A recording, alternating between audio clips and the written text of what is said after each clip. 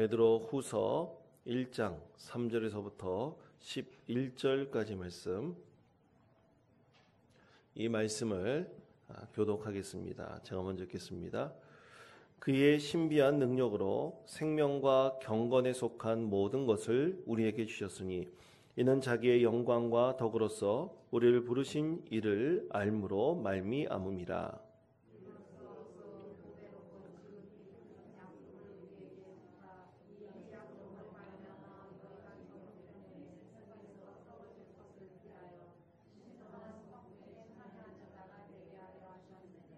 그러므로 너희가 더욱 힘써 너희 믿음의 덕의 지식을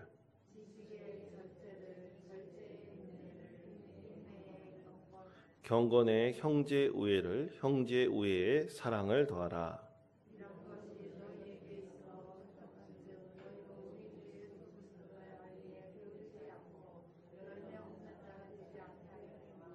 이런 것이 없는 자는 맹인이라 멀리 보지 못하고 그의 옛 죄가 깨끗하게 된 것을 잊었느니라.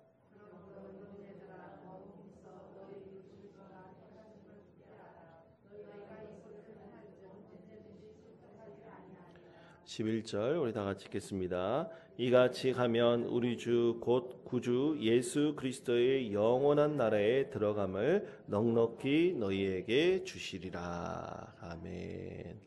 할렐루야. 예, 오늘 새벽기도의 다섯째 날 이렇게 나오셔서 은혜 받기를 원하는 여러분들 축복합니다.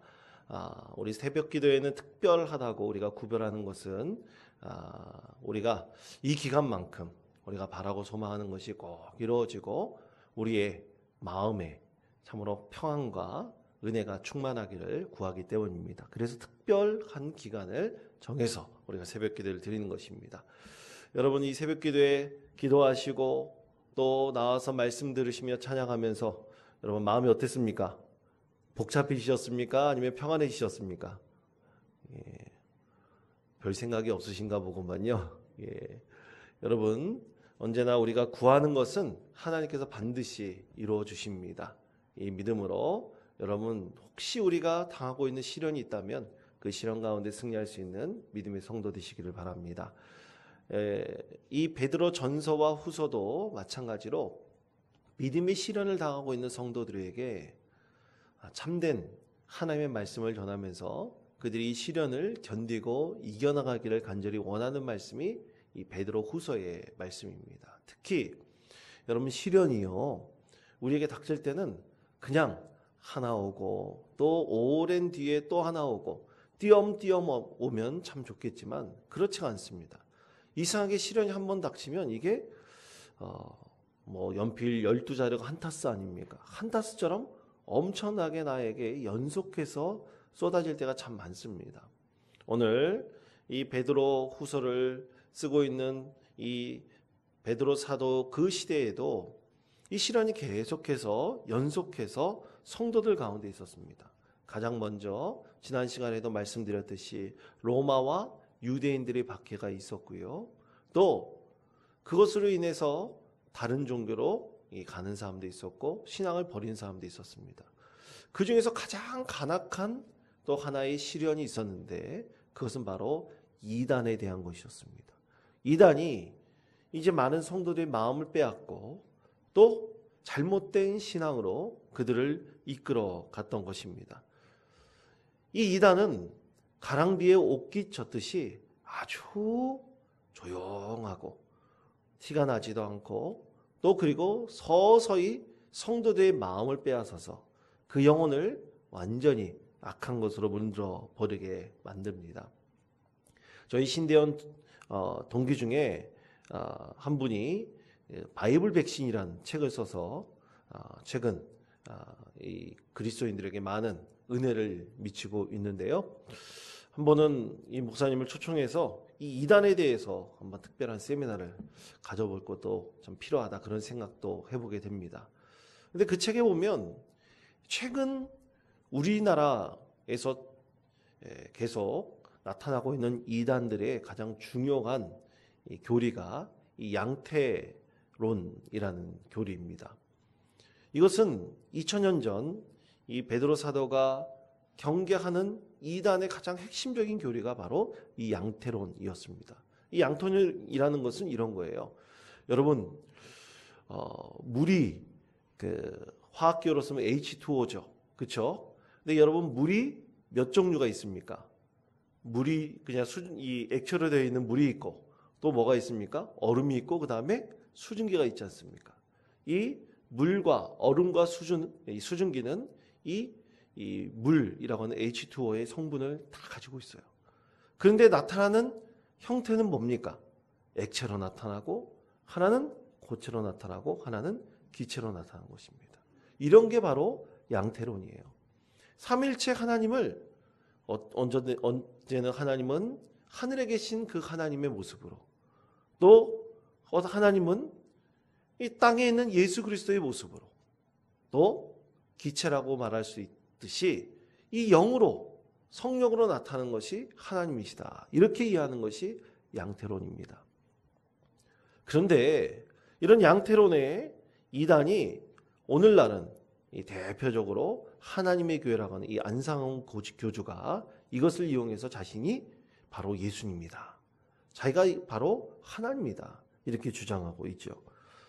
베드로 사도는 이때 많은 그리스도인들이 박해를 피해서 신앙의 도피처로 이단으로 흘러가는 것을 굉장히 경계하도록 했습니다.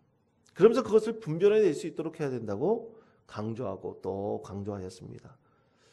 그러면 베드로 사도가 어떻게 이 이단의 그 간악함을 분별해낼 수 있었을까? 그것은 오직 베드로 사도는 예수 그리스도께서 살아계실 때, 그리고 예수 그리스도께서 죽으시고 부활하시고 또 하늘로 올라가신 것을 직접 목격하고, 또 120명의 성도들이 다락방에 모여서 기도할 때 성령의 충만한 은사를 경험하였던 믿음의 사람이었기 때문입니다. 그에게 그런 영적 분별력을 하나님께 주셨던 것이죠. 그래서 많은 사도들에게, 또 그리스도인들에게 우리가 영적 분별력을 가지고 최종적인 실현이라고 할 수 있는 이단에 대한 간악한 관계를 물리치고 우리 믿음 안에 승리할 수 있도록 그렇게 권면하고 있는 말씀이 바로 베드로후서의 말씀입니다. 이단은 결국 사람을 위한 것입니다. 하나님을 위한 것이 아닙니다.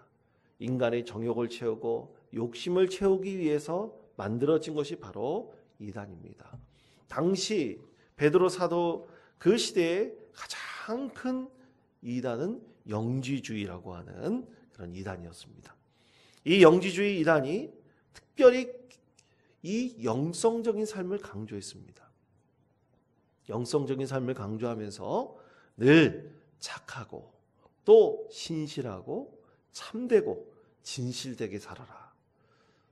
그렇게 살면 우리가 구원받을 수 있다. 어떻게 보면 똑같은 우리가 기독교 신앙에서 말한 것과 똑같이 말할 수 있습니다. 그러나 사실 본질은 다른 것이죠. 그래서 많은 성도들을 잘못된 신앙의 길로 이끌어가고 있었습니다. 그때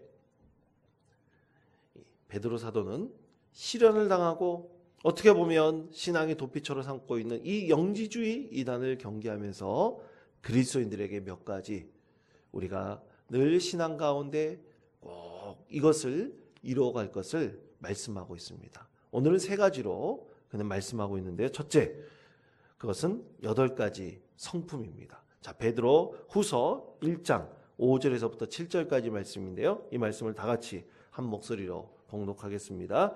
그러므로 너희가 더욱 힘써 너희 믿음의 덕을, 덕의 지식을, 지식의 절제를, 절제의 인내를, 인내의 경건을, 경건의 형제 우애를, 형제 우애의 사랑을 더하라. 아멘. 8가지 덕목에 대해서, 성품에 대해서 말씀하고 있습니다. 자, 첫째는 믿음입니다. 여러분, 믿음은 다른 말로 충성입니다. 우리가 예수 그리스도께 충성하고 믿음을 통해서, 또 교회의 질서에 순정함을 통해서 우리는 더욱더 하나님을 닮아가는 성품, 예수 그리스도를 닮아가는 성품을 우리가 이루어갈 수 있습니다. 두 번째는 덕이라고 했습니다. 여러분, 덕이라는 것은 로마 시대의 사회의 질서를 이룰 수 있는 도덕 개념에서 출발하는 덕을 말합니다. 우리가 일반적으로 바르게 살아야 된다. 또 세상을 법을 지켜야 된다라는 뜻이 바로 이 덕이라고 할 수 있습니다. 그리고 세 번째는 지식입니다. 이 지식은 말씀을 공부하고 그리고 그 말씀을 공부함으로써 이 말씀의 깊이를 깨닫고 그래서 그 말씀에 비추어 자신을 성찰해 나가는 것을 말씀하고 있습니다. 네 번째는 절제입니다. 절제는 자기 제어입니다. 자기의 욕망을 스스로 절제할 수 있는 것을 말합니다. 또 다섯 번째는 인내함입니다. 고난을 인내하는 것입니다. 어떠한 비난도 참고 견뎌내는 것을 말씀하고 있습니다. 그리고 여섯 번째는 경건이라고 했습니다. 경건은 하나님의 마음에 드는 행동을 가리킵니다. 그래서 늘 하나님을 경외하는 것이 바로 경건입니다. 일곱 번째는 형제우애라고 말씀하고 있습니다. 믿음의 형제자매들이 서로 사이좋게 지내는 것입니다. 서로 사랑하고 섬기며 주님의 은혜 가운데 거하는 것입니다. 그리고 최종적으로 이루어야 된 것이 바로 사랑이죠. 그래서 이 사랑이 모든 성품들로 이루어질 수 있는 최종 목표임을 말씀하고 있습니다. 그래서 형제우애에 사랑을 더하라 그렇게 말씀하고 있습니다. 그리고 두 번째, 하나님의 부르심과 택하심에 응답하는 삶입니다. 자, 베드로후서 1장 10절의 말씀 우리 다 같이 한 목소리로 봉독하겠습니다. 그러므로 형제들아 더욱 힘써 너희 부르심과 택하심을 굳게 하라. 너희가 이것을 행한즉 언제든지 실족하지 아니하리라. 아멘. 자, 여러분 우리가 어떻게 그리스도인이 되었을까요? 그것은 하나님께서 우리를 택하셨기 때문입니다. 그럼 하필이면 나를 부르셨을까요? 그건 강권적인 하나님의 부르심에 의해서인 것입니다. 그러므로 우리는 하나님의 부르심과 택하심에 응답하며 순종하는 믿음의 삶을 살아가야 될 것입니다. 그렇게 하나님께서 우리를 택하시고 부르셨다는 것을 베드로 사도는 많은 그리스도인들에게 권면하면서 이 믿음의 시련, 특히 이단이 우리에게 마음을 빼앗고 영혼을 빼앗는 이 관계에서 이 시련에서 반드시 이겨나갈 것을 권면하고 있습니다. 그리고 마지막 세 번째는 하나님 나라에 들어가라 말씀합니다. 베드로서 1장 11절의 말씀입니다. 다 같이 읽겠습니다. 이같이 하면 우리 주 곧 구주 예수 그리스도의 영원한 나라에 들어감을 넉넉히 너희에게 주시리라. 아멘. 그렇습니다. 우리는 예수 그리스도께서 우리에게 주신 참 하나님의 은혜를 우리가 경험하면서 하나님께서 우리에게 주신 이 귀한 성품을 닮아가고 또 부르심과 택하심에 응답함을 살아가게 될 때 우리는 하나님 나라에 들어가게 됩니다. 늘 하나님 나라에 들어갈 것을 늘 바라고 소망해야 될 것입니다.